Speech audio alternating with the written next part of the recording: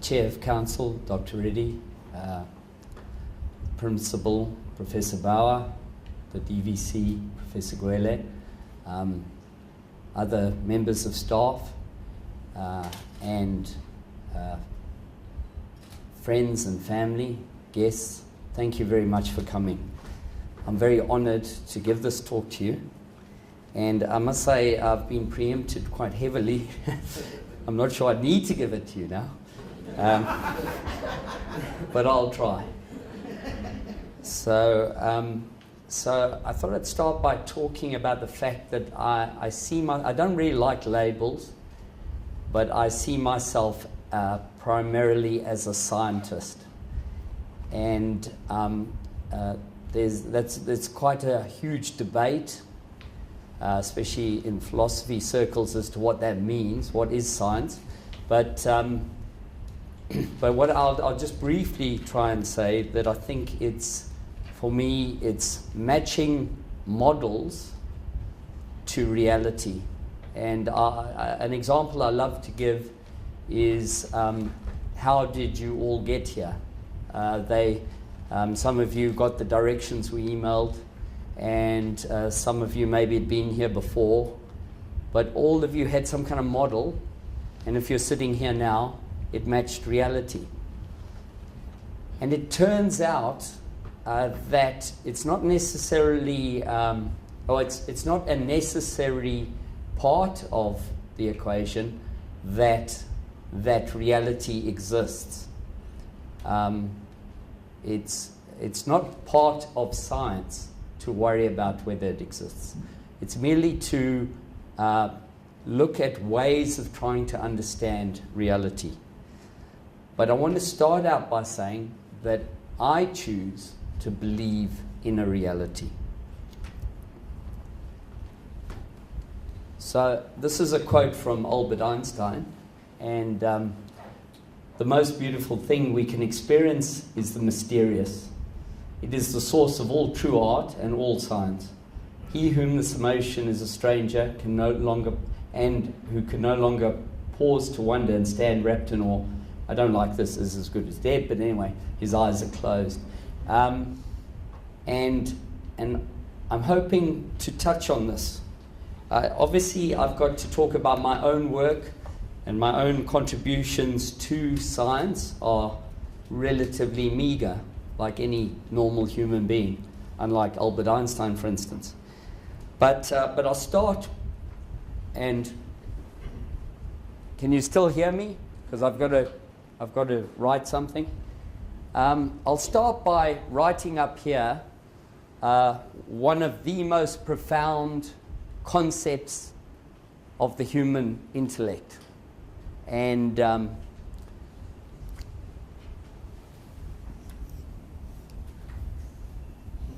you all get that. That's the number one. And so I want to start with this because I think we take things like this very much for granted. The number one is probably at the root of all human development. This room, this building, going to the moon, all those things that had never happened if human beings didn't come up with the concept of the number one. And I might add, the number one is the building block of all numbers, and although some numbers transcend it, it is very unique. So right there's something mysterious, because it lends itself to the very little, the tiniest, infinitely small. You can't conceptualize without the number one. And the infinitely big. You can't conceptualize without the number one. Even though maybe the number one, those things, the infinites, might not even truly exist. So the other numbers that this number builds on are numbers such as 0, which is also, for a long time in human history, people didn't know about the number 0. They didn't conceptualize it. They obviously knew about nothing, but they didn't conceptualize. And a few other numbers that I just want to chat about, but I don't want to get bogged down in this. The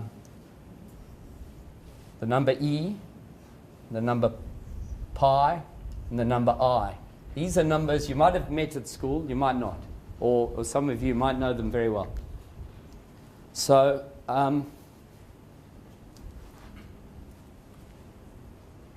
pi is the circumference of a circle to a diameter. Every circle in the universe, if you divide its circumference by its diameter, you get this number pi.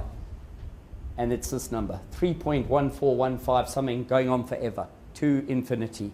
But it's very specific. And it's called an irrational number because it goes on forever, this decimal fraction. Now, don't get too worried about it, but I think we all know about pi. E is another number just like pi, and it's 2.718281 forever. And it's, I don't want to get wrapped up, it's quite a complicated thing to define, but I think most of us know about it because e to the x is the exponential function, and that's what makes you all rich. If you put in money down here, it ends up there. All population dynamics are known to follow this function. The one that's probably the most complicated to understand is the square root of -1. -1, it doesn't have a normal square root because you're not going to be able to take two numbers, natural numbers for instance, and multiply them together and get -1. But some very clever mathematician decided to say, well, what if there is such a number, and define it as I? And by doing that, it opened up a whole new branch of mathematics. And more than that, a lot of the solutions to our real world problems, the way we've gone to the moon, all that, has also opened up. Now, I want to get back, and the only reason, I'll get to my own work just now, but the only reason I've brought this up is to talk about the magic. It turns out, and some of you might know about this, I'll just, well, I wanted to leave them actually, but a pity they're taking up so much room. Anyway, it turns out that if you take e, that number e, you raise it to the power I times pi, and you add 1 to it, the answer is 0. Now, this is called the most beautiful equation, and brilliant mathematicians came up with this, Gauss, Euler, and have considered it. And it turns out that it's relatively easy to prove this, or to demonstrate it. I even could prove it to you if we had enough time. It wouldn't take too long, but I'd have to give you a little lesson maybe. But it's based on trigonometry, but it's relatively easy. Well, we've got all our magic numbers there. And there they are, they're related. But I want you to pause for a minute, because I defy anyone, the most brilliant mathematician, to truly understand why that is. It's absolutely mind-boggling that you've got a function that goes up exponentially, that you raise to a square root of -1 times the circumference of a circle divided by d, and add this number 1 and you get 0. It goes to the very fabric of what is the universe, what is reality. It's extremely deep inside those issues. So, I hope, and I'll leave that for now. I hope I haven't boggled your mind. As I say, it's my inaugural lecture, so I have to talk about my stuff. So, if you don't mind, we're going to have a little game first off. Oh, I do have to wipe that up. Some of you have got 2 Rand coins. Okay, have you got yours? So, if you don't mind, everyone's got, how many people have got 2 Rand coins? Okay, good. Well, gee, I didn't expect people in the back to have them, but that's okay. If you could just flick your coin and just put it on the back of your hand and see if you come up with a head or a tail.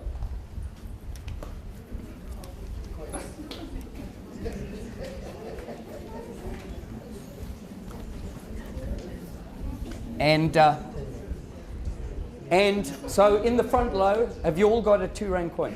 And you've all done it. Okay. Hey? If you can stand up if you've got a head. And stay seating if you've got a tail. What do you mean? Oh, you'll have to, what are we deciding as a head? Which is? The animal, is it? The animal's got a head. The animal's the head. Okay, so stand up. Now, I don't want to waste too much time with this, and I see I'm wasting a lot of time. So we better speed this up.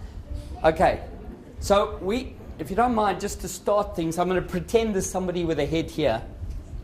Okay, so I'm measuring here. Can everybody see what's going on? I'm measuring the distance between heads in terms of people. So there's a head here, I'm just assuming. So the first distance is 2. There's a distance of 2. The second distance we go across here is another 2. Okay, I can see this isn't going to work. Anyway, it doesn't matter. Okay. Are you standing, Sasha? Okay. So the next distance, we're now going from Laverne to Sasha Lee. And so, Sasha, stand up. Because she's standing, that distance is 0. Is everybody happy with that? Yeah. Okay. So let's try and speed up here now. The next one is 0. 0. How many zeros we got? 1, 2, 3, 4. Okay, now we'll carry on. Now, this is confusing. I'm going to count you. Were you taking part? Did you have 2s? Oh, you did. Oh, that's another 2. Okay, sorry. Okay, now to the back row. This row.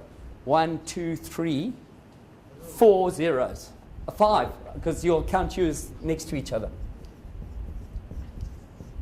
Okay, and then you had 1. So I just have to carry you as a 0 as well. Okay, thank you very much. Okay. Now we're just going to quickly, I hope I'm doing this fast enough. We're going to quickly graph this.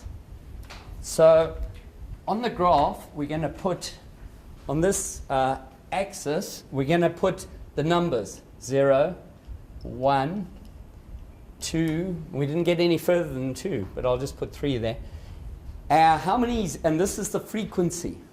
I'm just going to put that sign for frequency. How many zeros? 1, 2, 3, 4, 5, 6, 7, 8, 9. That one was it? 10. 10. Okay, I'm going to say 10's up there. Okay.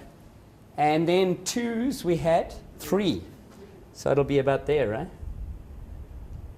Now, if I could have more time, you'd discover that it'd be something like this.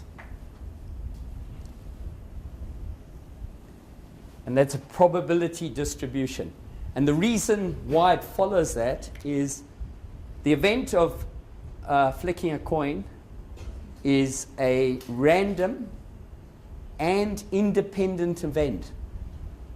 When Prof Bauer flicked his coin, it didn't affect how Prof Gwele's coin went.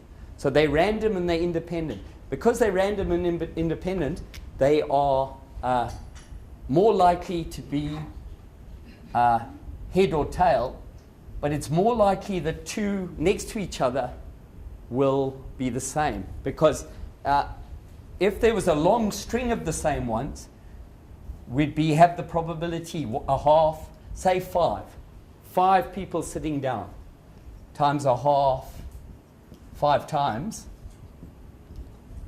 and that would equal, I think it's 1 over 32. So 1 over 32, that's very rare. It's very unlikely. Now, it just turns out that a lot of my work in my life has revolved around this concept. So just to get back to science, this is following the law of probability. And it's something to measure reality against to see if reality matches the law of probability or not. So, turns out, I just threw this in, but I really mustn't waste time with it.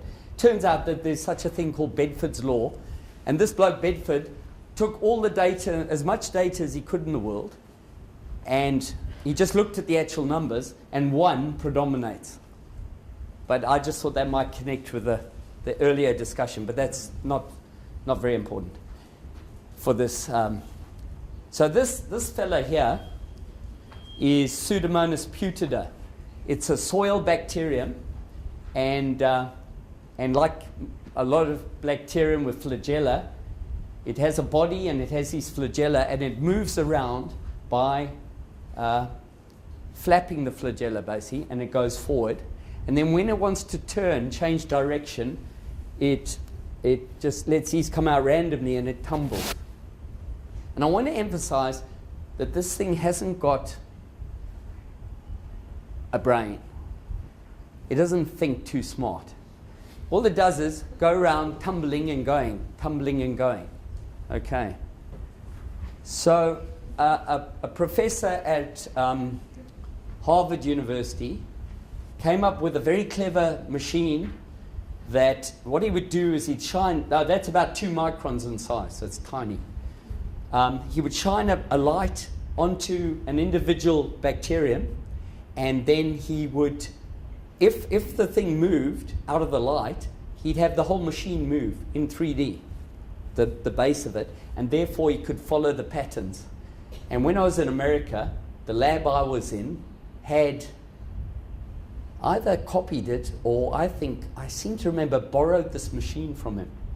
And he got a paper in Nature for looking at the movement patterns of another very famous bacteria, E. coli, which you've probably all heard of. This bacteria is very important because it sits in most of our soils, and it cleans stuff up. And it was the first patented organism in the world. So somebody's making money out of it. So I took this thing with this machine and I looked at its movements. And this is an example.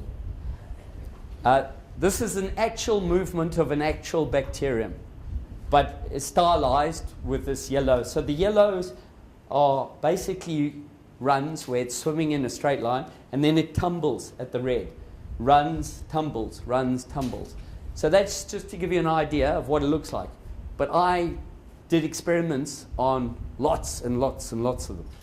And actually it's a very nice example to show you because you can see it.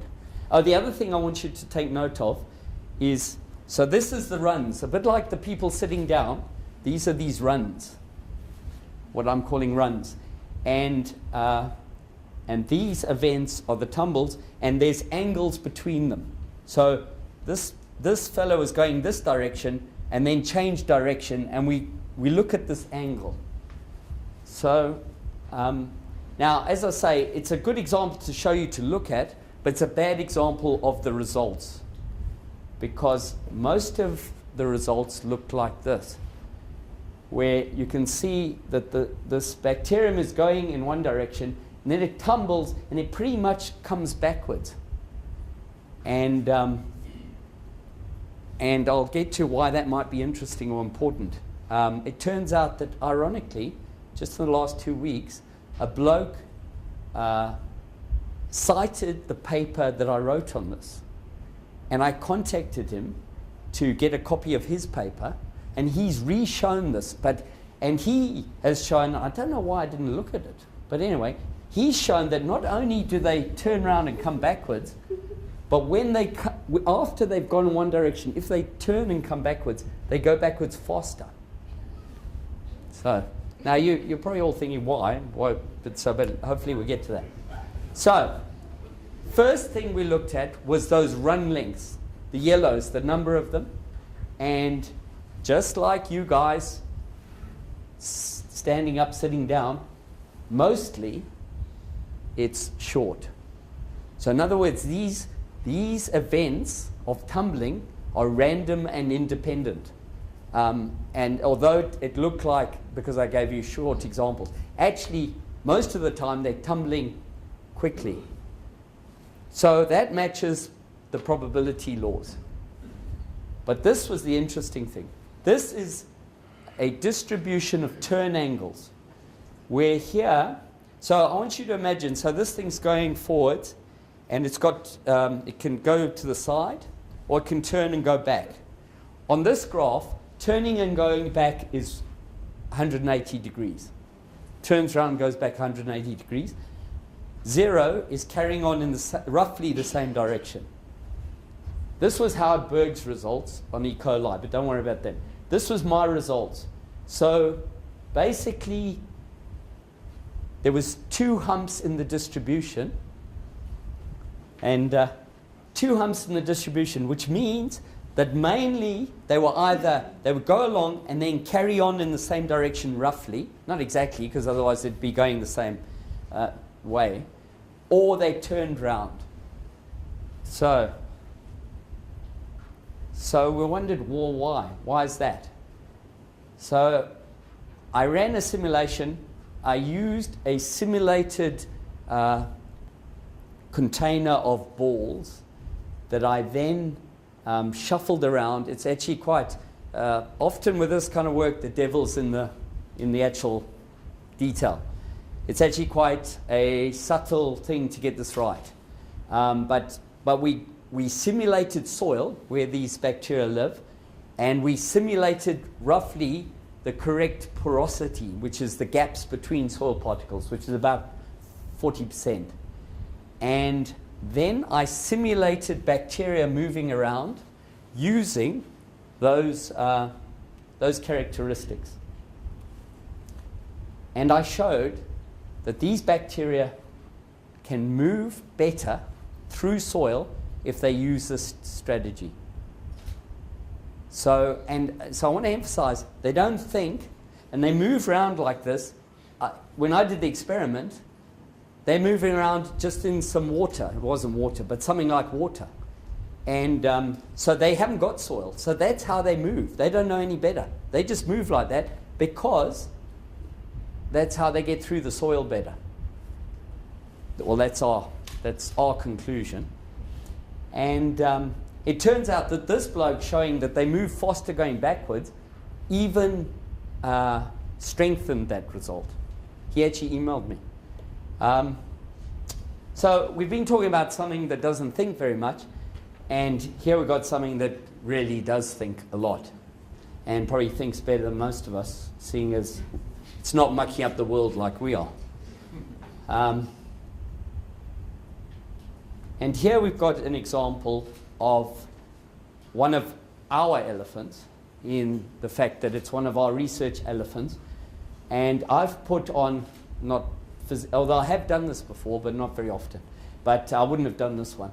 But that's a satellite collar, or it's a mechanism on a big collar. The collar looks like a big, it's a huge thing, big thick thing with a leather. And what you do is you put the elephant to sleep, you put this on, and you have a counterweight, so this always points upwards.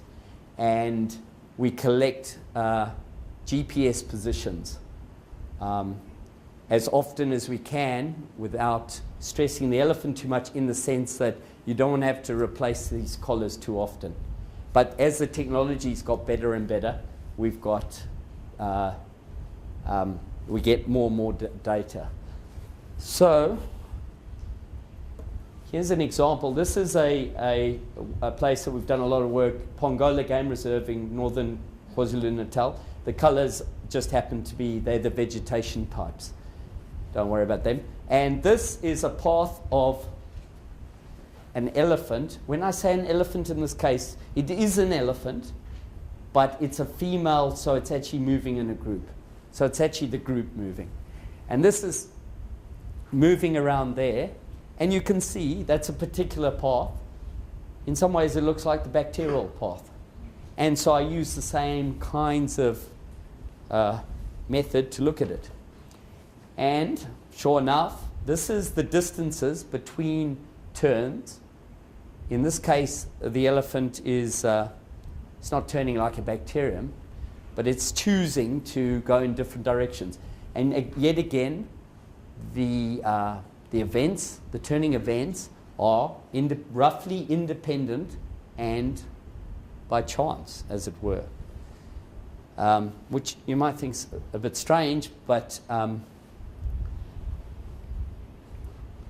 it turns out now this is just a little bit different to the last one, in that I'm showing the whole gambit of 180 to minus 180.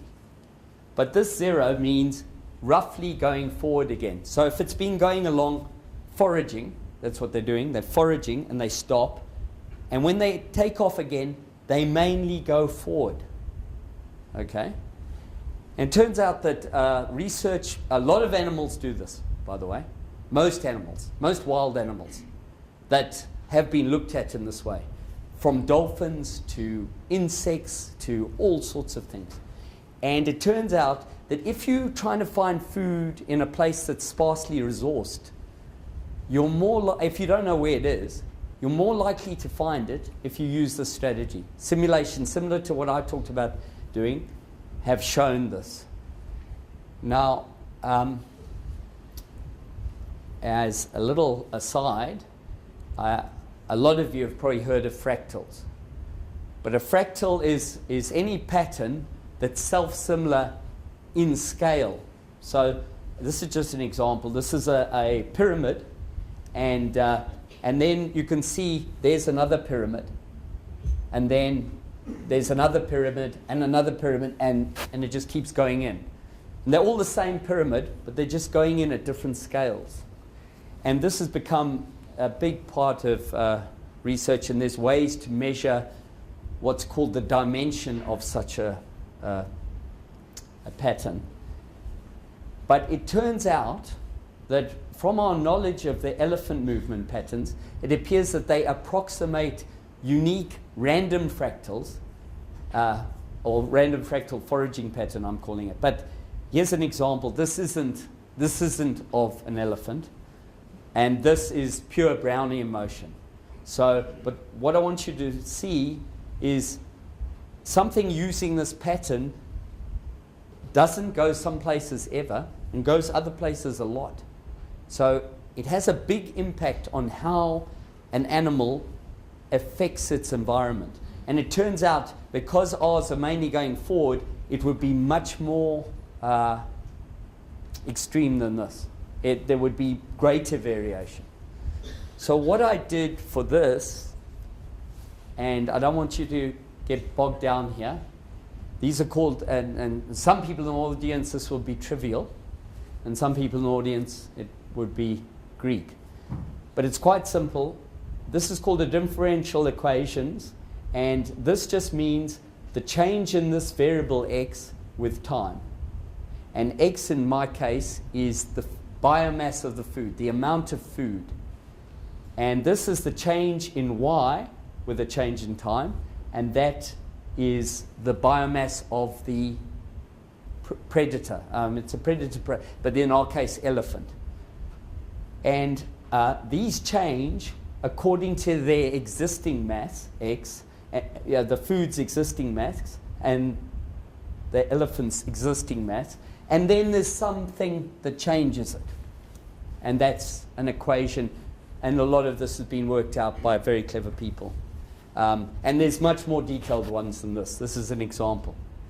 But this example is interesting because it gives us an opportunity to explore the change using the real behavior. So here, this is called a limit cycle. It's those equations with particular parameters. And you can imagine this. This is the food, trees, grass, whatever it is. And imagine we start here. We haven't got very many, and this is the elephants. So we haven't got very many elephants, and we haven't got much food. But because there's not much elephants, the food increases, grows up. Trees grow, grass grows, everything's growing happily, growing. Suddenly it reaches a point where the elephants start really benefiting. There's so much food. So the elephants start increasing. And as they increase, they eat the food back. They eat it back, and they eat it back, and they eat it back. And at some point, they eat it so far back that there's no food left. So they start dying. Now, this is an extreme example of a limit cycle, but it's from those equations. So what I did was I ran the same equations, but I introduced, using simulation, these movement paths. And if you use purely Brownian motion, you get something like this. And then I used the actual elephant movements, and I got something like this. And what I want to say is the issue is that the result cycles into a point. So say this, let's not worry about this one too much because it's more real, but this is easier to describe. Imagine if this was the truth. Then it means that there's a stable result of an average food with an average amount of elephants. And this has been introduced by the way that they're moving around in this sort of fractal, random fractal pattern. So now, this is important, but a lot of people might wonder how important. So I just thought I'd put this in to just show you something else we do the work. Here, this is Shishlui Umflozi. A lot of you have probably been there. And we've got collars there on elephants. And here, some students went out and collected, this is a collaboration with UKZN. Their students did the thing on the trees. And they collected a lot of data on the important big trees. Trees like marula and can't remember which trees right now, sorry. But I think acacias, but the big ones. And which are threatened by elephant. Elephant, it's a big issue between the trees and the elephants. And here we've just subtracted the probability of finding a big tree, taken the probability of finding a big tree and subtracted the probability of finding an elephant. So this red, high, means lots of trees, not too many elephants. And this means lots of elephants, not too many trees. So we've suggested that if they wanted to protect trees in a botanical reserve, they should just fence that off, say, and that'll have the least impact on the elephants. And these things are very intelligent because they're driven by people who have managers. And this thing's huge. I mean, a human man standing here would probably stand up to about there. And so this costs, well, just one of these tires costs R1 million or something. So they worry a lot about the paths that these things take. And I got involved in this research. This is Jembe drummers. And these are a very, these would be very proficient people in their community. They would be like professors. They'd have been doing this since they were 6 years old, probably better than professors because they really know this stuff. And there was a paper by this guy, Pollack, from Germany, where he took a lot of their data and he measured the exact times that the drum beats happened.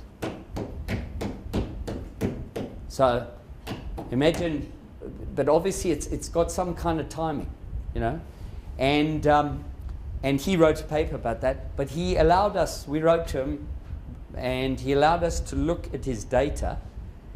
And I was interested in, are these guys, how do they keep time? They haven't got a meter there.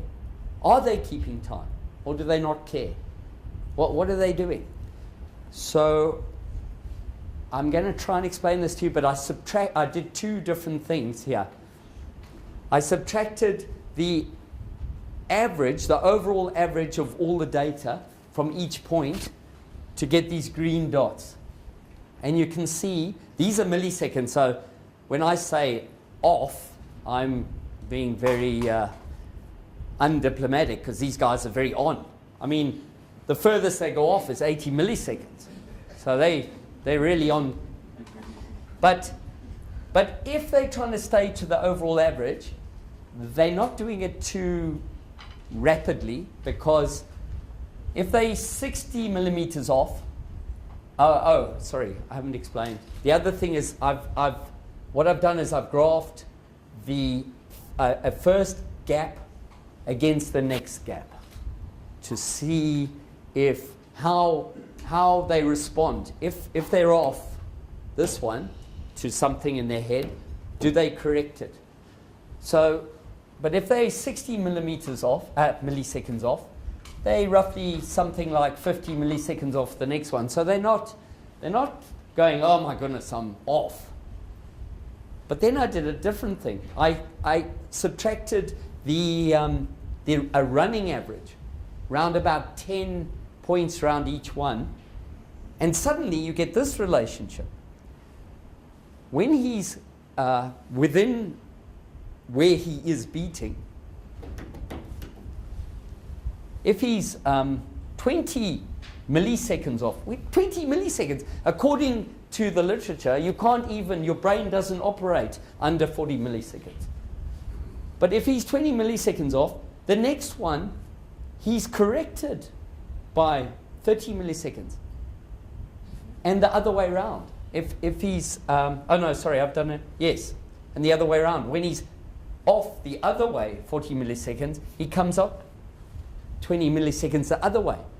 So it appears to me that within the context of the last few beats, the drummer is trying very hard to correct. And this is very new. It's new to the extent that, I mean, we've written a paper about this, but this particular way of looking at it, I haven't even shown John yet. So, but I hope everyone's following that. Now, somebody have to stop me if I'm going too long. But this is the next thing I want to chat about. Prime numbers. So, I think we all know what prime numbers are. You know, they numbers that can't be divided by anything except themselves and 1. So 2, 3, 5, 7, 11, 13. Now, don't bother to read this too much stuff, but I'll just quickly tell you. Turns out prime numbers are very, very important. Turns out every natural number is the product of prime numbers. And this, at this point, this is a range. Sasha, tell us any number. Give us a number. 56. Okay. So 56, I've lost my pen, but it doesn't matter. But I think 56 is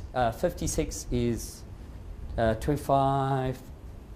56 is 20. Oh yeah, 28 times 2, and 28 is 14 times 2.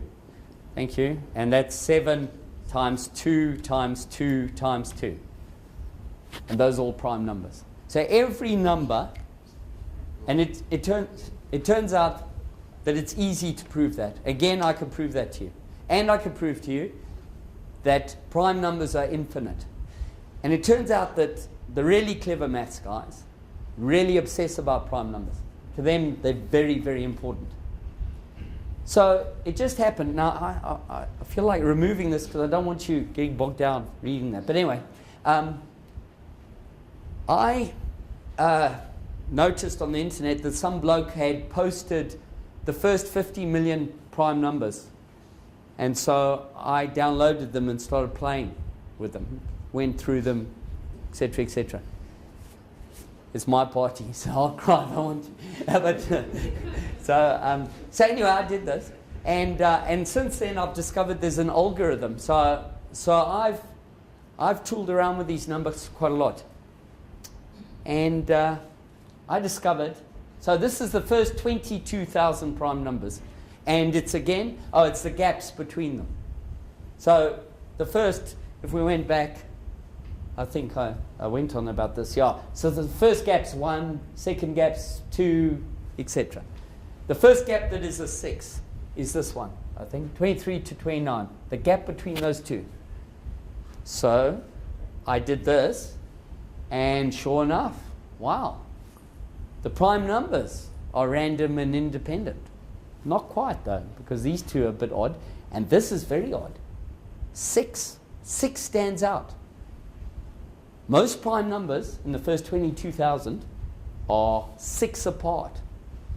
Okay? This is the 11,000 prime number gaps after 200 million prime numbers. Oh my goodness. It's getting even a better curve. 6 standing out. Now, I didn't know what to make of this.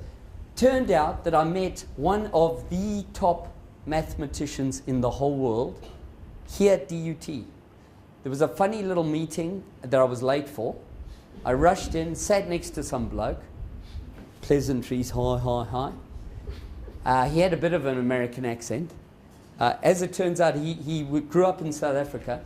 He's now at the Institute of Advanced Studies in Princeton, where Einstein was, and he's literally considered one of the biggest mathematicians in the world. And when I discovered who he was, because I did know, I had heard of him, I was first overawed. And then second, I quickly told him about this. I said, what's going on here? So he said, oh, yes, we do know about that. Not many people do, he said, but we do know about it. And he said, I took a student and we've proven, he sent me the papers too, but to be honest, they're a little bit beyond me. But it turns out that his student proved that if you go all the way to infinity with prime numbers, that relationship there we've got 6, I'll put 6 there instead, and etc. That relationship that a moment looks like that flattens out. Every gap now comes to the fore. And I can't tell you how absolutely mind-boggling that is. It doesn't make any sense, because I've looked at the first 200 million, and I would hazard a guess, but I'd like to talk to him about this.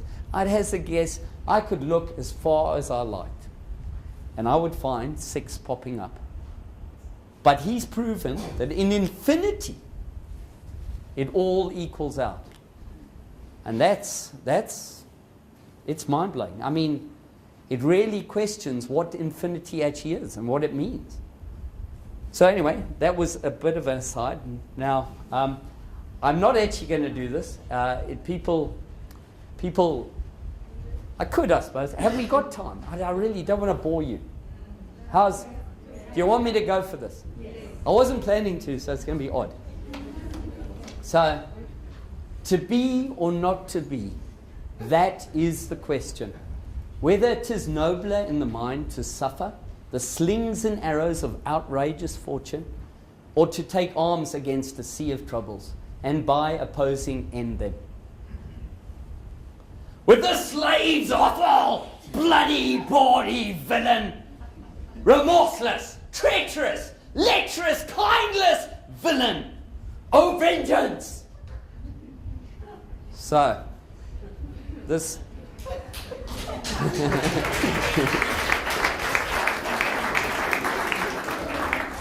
this comes from my good friend Professor Brian Pierce, who is expert in Shakespeare. He didn't write it.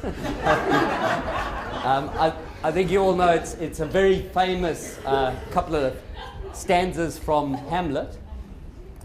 And what we did, because I don't know how this started out, but he had this hypothesis that the emotions, this being the kind of, what would you call it? What's the right word? Yeah, the calm and structured. And this is the emotional, off the wall stuff. And that they were related to each other throughout Hamlet. So we took all of the soliloquies and we came up with this ranking system, and we sent it to the top Shakespearean scholars in South Africa, and we asked them to rank every part of the each unit of meaning. If there was a unit, it didn't have to be a sentence, but if there was a unit of meaning, they must rank it. And we came up with this. So basically, it appears that the rational and the emotional is going along fine. It's all kind of low-key. And suddenly there's a big spike in emotion. Probably that stanza I just did. And then it comes down and gets followed by a spike in rational. And it matched what Brian expected, because he said it's just like a bit like the gospel preacher. He gets all energetic and then he calms down. He's got you going and then he calms down. And so it's a technique that Shakespeare seems to be using for Hamlet. And I took some, just quickly, predator-prey model with differential equations where I've just got emotion and rational. And I modeled it, and sure enough, I could model it. So in other words, it's as though the rational feeds off the emotional. And now, I'm not going to say anything much about this. This is the work we're working on now. looking at increasing food production in Africa using mathematical models. And it's a very new work. A very good student of mine who's in the audience is working on this. And to give you an example of something, we're showing that on smallholder plots, etc., if you don't weed, you might actually still do okay, but the variability in your results becomes quite radical. So before I actually end though, so I think you see a breadth of the kinds of things that I like to think about. I try to give you a flavor of the way I like to think rather than every detail about the research. But I'd like to end on this note.